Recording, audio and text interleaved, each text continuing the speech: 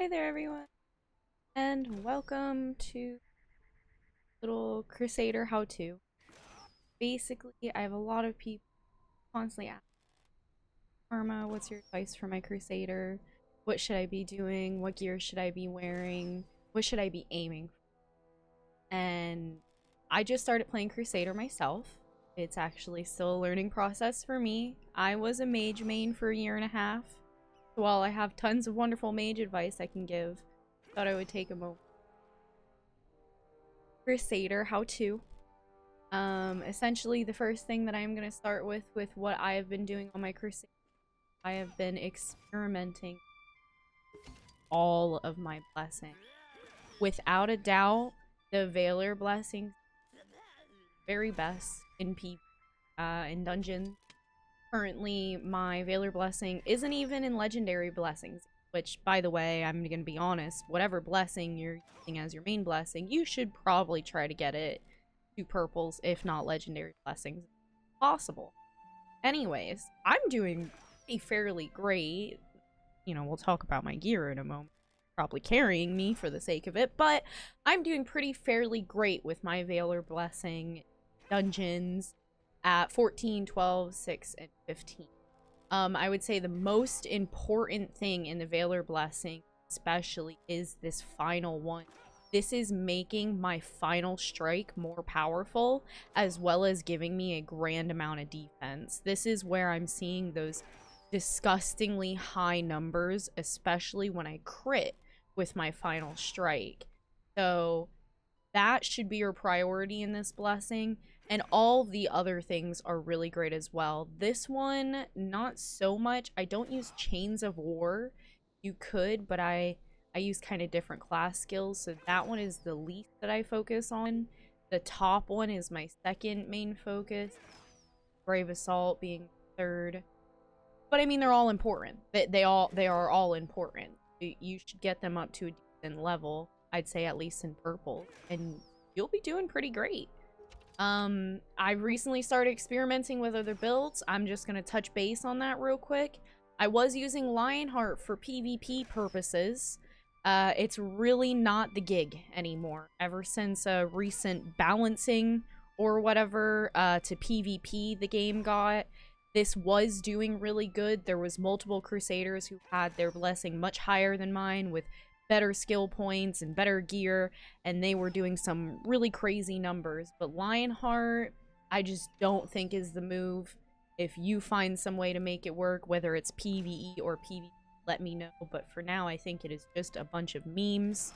It's really fun, but yeah, you're just not going to get the same results out of Lionheart. And as you can see, I have my Lionheart blessing pretty well upgraded. It's fun for regionals. If you're a Crusader running around doing regionals, hitting things with the shout, doing damage with the shout, it can be really fun. It can be really efficient for regionals. That's about it. That's the only way that I see that blessing being. This blessing has been getting my attention because I really like the bleed. Now, am I going to do more damage and stuff than I feel in Veiler? Debatable. As you can see, I still have only one of them in a blue and some in purples. The very last one on this wolf blessing is getting my attention for PvP purposes. So with that being said, if you're interested in PvP, I think this blessing might be it. However, a lot of people are swearing up and down on Crescent Moon. Now, Crescent Moon has been the blessing that I originally intended to go for when I made this Crusader. But it's the one that I have not tampered with. I know it is good. I can tell you, if you are a Crescent Moon Crusader, you'll be just fine. It's just the playstyle is a bit different, but it does very good DPS, if not maybe perhaps more DPS than Veiler. However, unlike Veiler, you get health instead of defense. So that's why I feel probably could lean more towards PvP with this blessing. I definitely do not doubt that the majority of Crusaders who are PvPing right now are probably using blessing. But again, I'm just not all that enthralled by it. So that's why I'm not really giving it my time of day. I am focused on my first two blessings. So if you ask me, Karma, what blessings are you focused on? In short, I am focused on Veiler entirely for PvP. PvE and Wolf potentially. As far as my skills go, now with tampering with Wolf, I would probably take all those points out of Final Strike and put it in something like Carved a Path or whatever.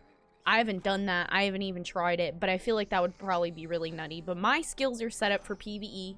You know, I'm doing dungeons with the boys, doing abyssals and stuff like that. I have 26 points in Final Strike, and because of the Valor Blessing, it makes it +1. And all of my shouts are level 7. My focus right now, I can say that I'm sure many Crusaders are probably at roughly the same amount of skill points. If you're grinding hard like I am, I'd say I'm a bit over 1,000 total skill points. So like I said, I got all of my cries here. I used all 3 shouts, and I have them at 7. What I'm going to do next is I currently have 127 skill points. When I get 154, my Furious Warcry is going to become level 8, and then level 9, and then level 10. And when I get it to level 10, as you guys can see, it says plus 5% attack power. At level 10, there's 5% more. So, getting your shouts as a Crusader maxed out is going to be your best friend. In PvP, the defense one will be your best friend maxed out, because that's an extra 5% of already 10%, making it 15. And I believe, if I am correct in my assumptions, an extra 5% to the attack power would make it a total of 10%. And 10% attack power, especially in PvE, can be very nutty. So, if you're a Crusader and you're wondering, Karma, how do I get better in PvE? What should I be focusing on to not only do my party a favor with being tanky? We have 2 different defensive shouts, and then the attack power shout. Having these up all the time, these buffs, regardless what you're doing yourself, you're making your party be better in a dungeon. So definitely focus on those war cries. Keep them up all the time while you're playing. Now, let's take a look at my gear. I have the most unflattering sword that probably exists in the game right now. The runes are garbage, and that's okay, because I'll be getting a new one soon, I'm sure. I'll get like a nice S tier weapon or something. I bought this off the marketplace for 175,000 star seeds.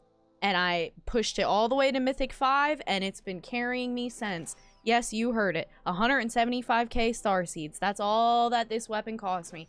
So if you're saying, Karma, do I need to break my bank on Crusader gear? Well, if you get lucky and you don't give no 2, 3, 4, or 5 shits about the runes, you can get yourself something half decent and push it to Mythic 5. It'll carry you to victory until you find something better. No need for me to go out of my way to find a fantabulous A weapon when I know I'll be getting a really good S tier one. Aside from that, the other fact of the matter is I have really good pieces of gear otherwise.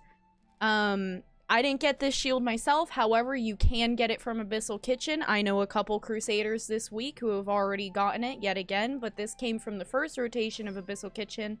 I bought it off a friend for about 1.4 million star seeds. So that was an investment. I bought this shield before my Crusader even turned level 35. I bought it with the star seeds that I had on my mage. That helped me ease into this character really easily. Again, guys, if you're not aware, this is actually what started to be my alt character. She's now my main character because it's, look at that gear score, right?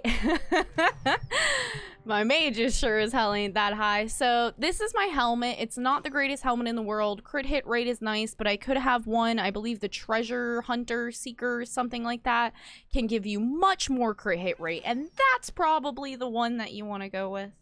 But this one was a solid bet for me because 2 white runes and a red is pretty good. The yellow's unflattering, but, you know, it's decent runes, and I have it at Mythic 1, so I'm gonna keep that on until I find possibly a better S tier helmet. This is my not too flattering chest piece. Would it be a flattering chest piece in PvP? Perhaps, because of that one ring of the moment, you know, requires both whites and purples. So the reason I push this to Mythic 5 is I won't ever intend to sell this.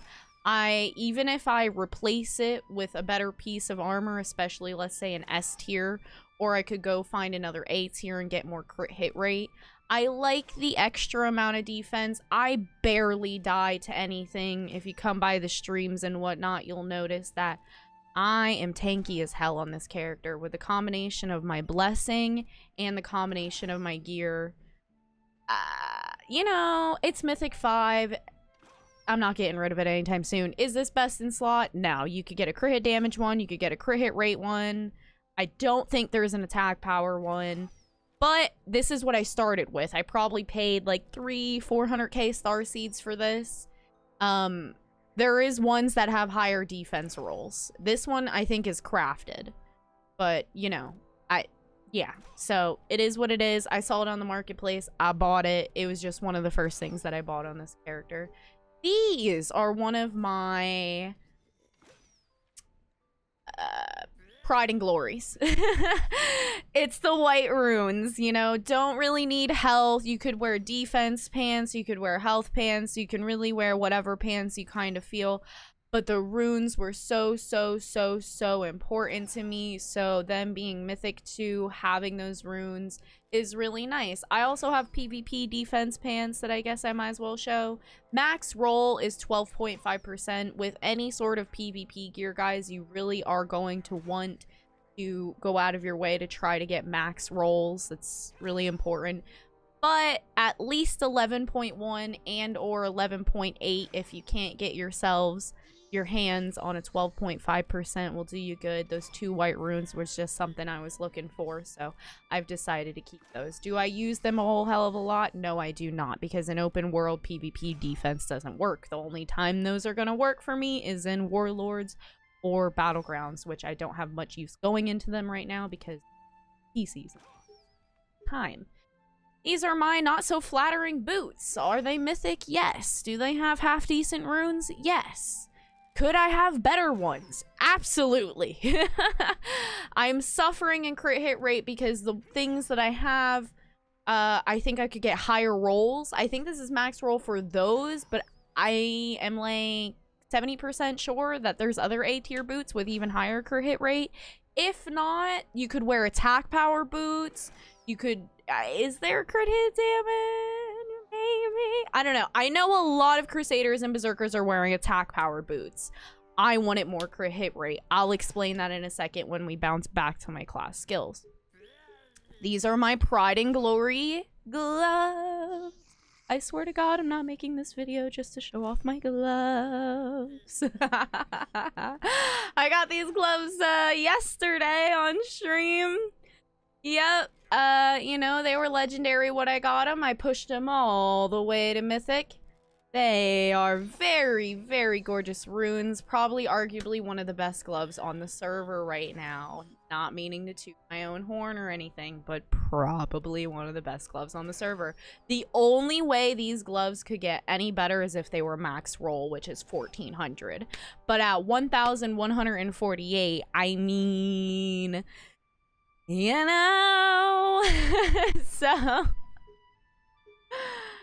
these used to be my pride and glory shoulders. I got these shoulders the very first time I ran an abyssal on this character, which ultimately made her my main character instead of the 1300 level 38 mage that I have.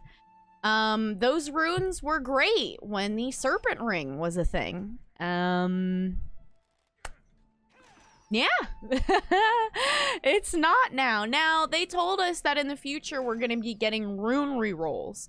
And I pray to God, I hope so, because let me tell you, I have no use for these 3 greens unless I were to use the Black Sun Ring for PvP.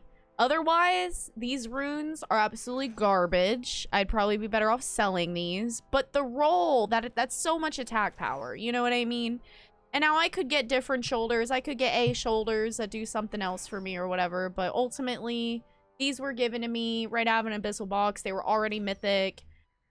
What's the point? I'm just gonna wear them, you know, until maybe I can possibly reroll the runes. But definitely don't suggest those runes. I suggest the shoulders, not the runes. This is my other sort of pride and glory piece. This belt I got very lucky with. I looted it myself. And then I used a bunch of other belts as repair tools to upgrade it. Yes, by the way, ladies and gentlemen, you can use items of the same name to upgrade other item, like it's damaged right now. So if I had another Usurper's plated belt, I would just use that Usurper's plated belt to fix it. That's what I did. I got so many of those belts from Abyssal Altar of Blood, I believe. So both the belt and the gloves I had before those S tier gloves, I had max roll 840 attack power gloves, the Usurper's gauntlets. Those were mythic, and I sold them. And I sold them for about like 1.2 million, by the way. The reason why they were mythic, the reason why I was able to upgrade those and this belt was because I spammed, you know, the Abyssal that week, and that Abyssal was dropping a lot of this gear. So I waited until I found a piece that was a decent roll, and I saw 2 good runes. When I said, ooh, 2 whites. Let me upgrade it, see what happens. I upgraded it to mythic, and as you can see, I got the whites that I needed. So let's move on to why, Karma. Why are you talking about white runes so much? I'm talking about white runes so much because my build with the way Crusaders are is my suggestion for those of you. You know, a little bit of health and artifact core gain, that's cool and all, but crit hit rate. Crit hit rate is very beautiful. It's very nice. There is a necklace that for 20 whites, as you can see, I have 17 currently. For 20 whites, I'll have 10% more crit hit rate. Now, that is the necklace I truly want. It is a mythic necklace. You get... I'm not even sure where you get that necklace from. I'll have to figure that one out. I'll get back to you guys on that one. But there is a necklace that exists that requires 20 whites. That is what I'm aiming for right now. We're just sitting with a 6.9% 14 whites. Necklace of the Ancient Evil, right? Now, the Dimensional Shroud ring. I have no idea where this ring comes from. I was wearing the Plague ring, Ring of Plague. I put it back on my mage. I got it originally. I got both of these accessories for my mage. Just an FYI, all, you could use both of these accessories on a mage. So yeah, this Dimensional Shroud ring, I bought it for about 1.6 million. I bought it because I got the Abyss ring from the new dungeon, the Ring of Abyss, and I sold that for about almost 2 million, and I used those star seeds to buy this Dimensional Shroud ring. I don't know where this Dimensional Shroud ring comes from. I just had seen it in the marketplace. I bought it not for the 35% crit hit damage, as because the Plague ring that I already own on the mage already has 35% crit hit damage, but I wanted the 2% attack speed. And what the fuck, Karma? Why do you want 2% attack speed? That sounds ridiculous. That sounds so minuscule and small. But let me tell you, that attack speed, especially plus like a haste elixir, woo! I noticed the difference right away. I'm able to cast auto attacks, especially in PvP. I was having an issue with berserkers stunning me with their auto attacks or some skills before I could even auto attack. She wasn't swinging her sword fast enough. I put this ring on, I started interrupting people before they could even know what they do. So let me tell you, attack speed might be the way to go. PvE, not so much. Maybe with the whole wolf blessing that I was talking about with the bleed, I feel like attack speed can help you apply your bleed faster because you got to use your auto attacks, you know, but that attack speed was really for a little bit of convenience, makes my class feel better, makes everything feel a bit faster, and PvP. That's all. Otherwise, you don't need the Dimensional Shroud ring. The Plague ring, Ring of Plague, will do you just good. I know there's Crusaders and Berserkers alike out there. They're going full attack power. That's great and all, but let me tell you, as a Crusader, why? Why do you want to go crit hit rate, crit hit damage? You're going to get to level 30, or after you defeat Gideon, you know, whatever. And you're going to unlock your class skills. This is the most important part of this whole video, so I really hope you listen up. Very, very, very important. Obviously, Flawless Stance, ignore it. Don't put any points in this. Let's just pretend this bottom one, that my ears are slightly over, it doesn't exist, okay? What does exist is Righteous Vigor. This is what our class revolves around. This is what is going to make you a great Crusader. I cannot see a version of a Crusader not using this passive effect and being half decent. It just doesn't make sense. It is just so uncanny. blanket good, you know? Like, there's just no other option. You get to heal every time you land a crit. So let me tell you, when I crit multiple times in a row with my final strike, sometimes I am healing like half of my health bar or something nutty, especially let's say that the enemy you're fighting has judgment on it from a priest. So if you add your righteous vigor and the priest judgment, you heal yourself to full sometimes. Like, it's crazy. It's real crazy.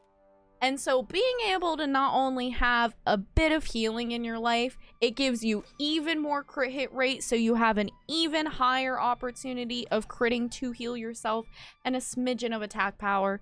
After that, you're going to want to flow over to Inner Light.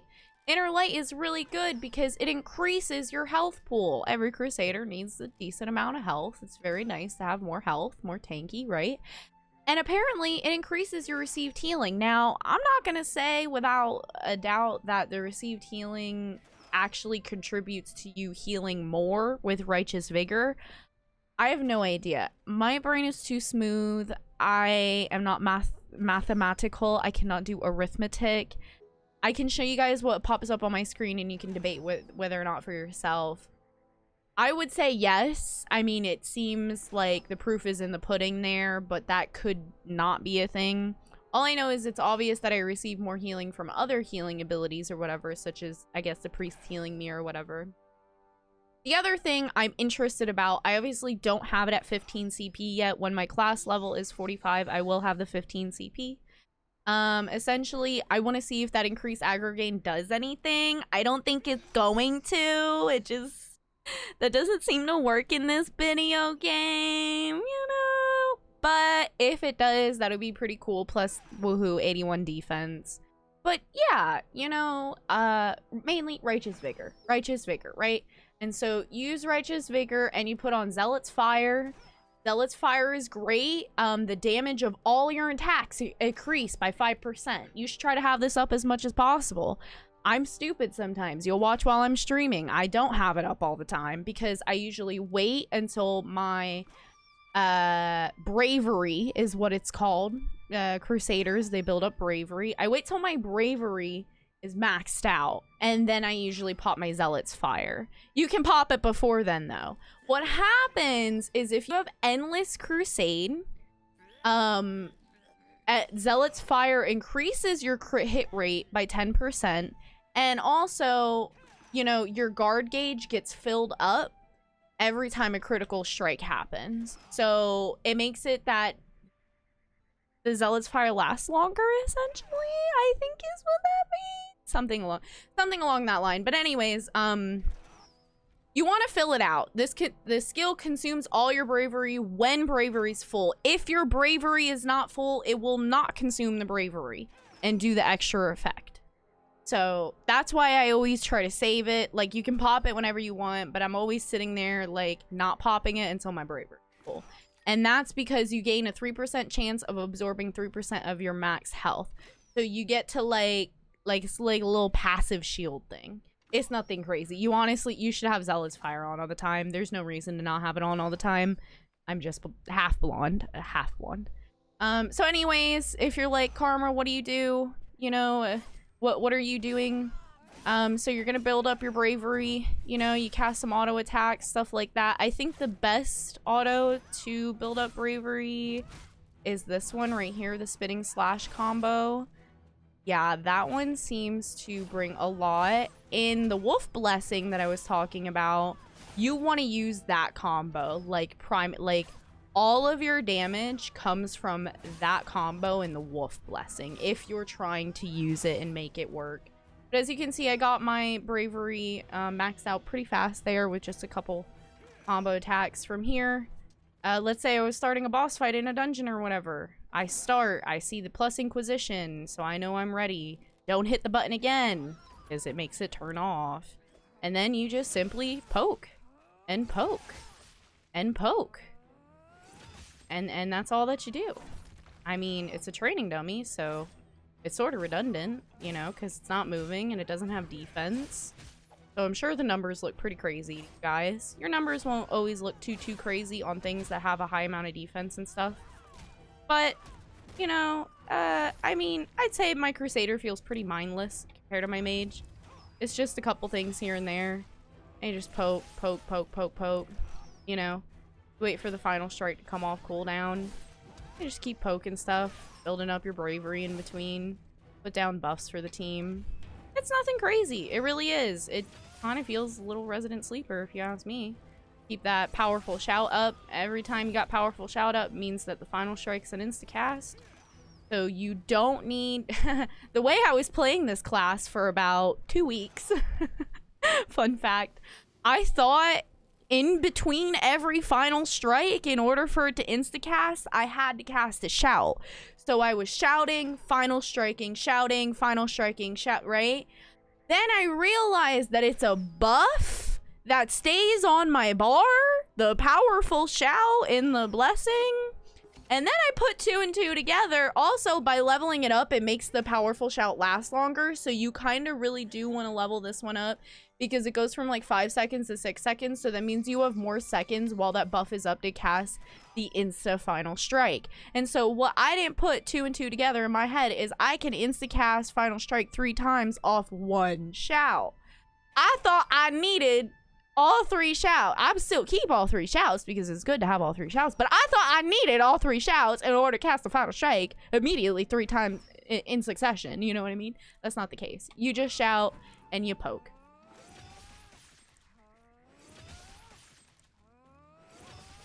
And that's it. And that's how you do a dummy amount of damage. And if you're looking to buff yourself up the way I buff myself up in dungeons, I get myself an Elixir of the Hunter. The blue Elixir of the Hunter increases your crit hit rate by 4%. And you get yourself Panacea of the Hunter, or the Superior Panacea of Sharpness is really nice too. It's even more crit hit rate. So I be putting out some star seeds.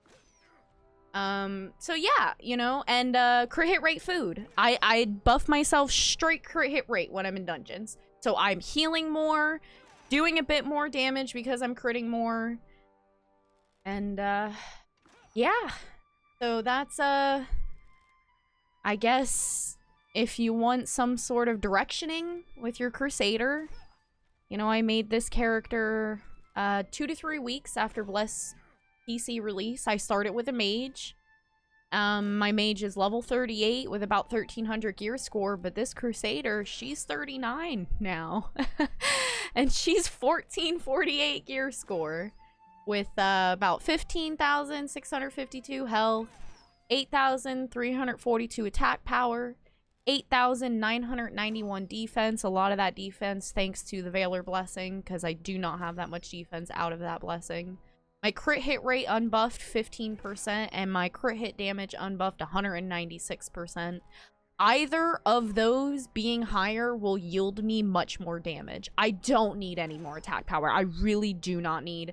From the pieces of gear that I have, roughly 8,000 attack power. I don't need much more. I could go 9k attack power, but then I won't be critting and crit hit damaging as much. You know what I mean? And I feel like I'll be putting out a lot more damage the higher my crit hit damage and the higher my crit. So anything that can give you more crit hit rate, crit hit damage. That's why I rely, you know, that one ring that I have, that 35%, putting me at almost 200% crit hit damage. Super important because I'm not wearing any other pieces of gear that give me crit hit damage. My necklace is the only thing, sorry, not the necklace, the ring is the only thing giving me crit hit damage. Sorry, aside from my belt gives me crit hit damage. So, you know, there are other pieces that I could put on, such as gloves. There's A tier gloves that do crit hit damage and stuff, but since I have those S tier ones, I think I'm gonna stick with those. So yeah, just balance out those 3. Honestly, all of your stats as a Crusader are really important, but balancing them all out, finding a healthy balance. Defense, I obviously, if you don't get yourself a defense shield like I have, a health shield will do you just as good. But definitely attack power weapon. Doesn't really matter how much attack power, a higher roll's nice. Make sure you got attack power weapon. I'm thinking about a crit hit damage weapon because I have so much attack power, but I don't want to lose more than 500 attack power. I could lose about 300 attack power, but I don't want to lose 500, so... do I want more crit hit damage? Yes. At the sake of attack power, I'll think about it. Depends. So, white runes are your best friend if you want to build yourself like me, but you could go red runes and go full attack power. And if you went attack power on your accessories, right? In retrospect, you could go attack power accessories, buff yourself with attack power elixirs, attack power panacea, etc. And you could stack crit hit rate, crit hit damage on all of your gear and have no extra attack power on your gear. That would be the vice versa way of doing this. Just an FYI. So either way that works out for you, whichever way the cards fall in your hands, because you might get a really good piece of gear that isn't any of the pieces of gear that I'm wearing. But like I said, you could switch it around. You could go attack power accessories and buffs, crit hit damage, crit hit rate gear, or do what I'm doing. Crit hit damage, crit hit rate gear, yes, a bit of attack power gear, and then further buffing myself with crit hit rate, crit hit damage. That's that. 30-minute long video of me explaining Crusader 101 for dummies. I hope you guys enjoy.